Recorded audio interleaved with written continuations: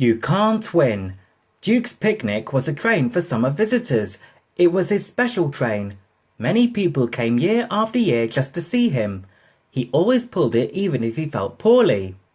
He would say, "The morning run gave no trouble. He took his passengers up the line and stopped anywhere they wanted. He and his driver knew all the best places for picnics." He whistled as they waved goodbye.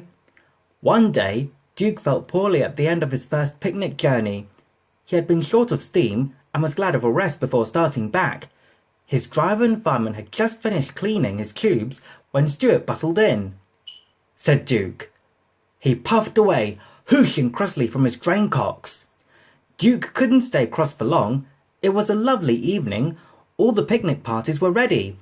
The coaches ran well, and they lost no time anywhere. He chanted happily.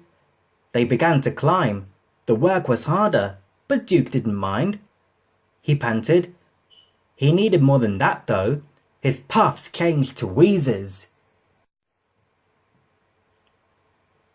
But the leaks became worse, and soon he was whooshing hoarsely with escaping steam.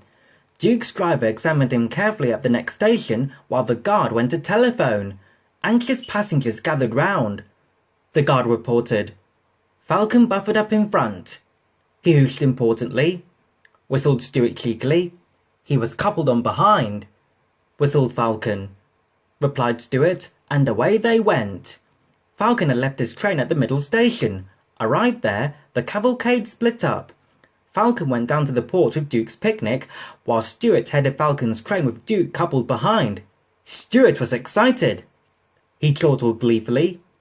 He thought. He puffed kindly. Duke was by no means crippled. His valves sounded worse than they were.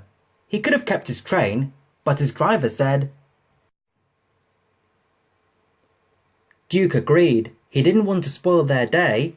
He listened to Stuart chortling and smiled. He and his driver had their own joke ready. At first, they used just enough steam to keep moving, but the last half mile was uphill. Said his driver. He advanced the regulator, and Duke responded with a will. He puffed and roared as though the whole train's weight was on his buffers. People heard the noise from far away. They ran to see what was happening.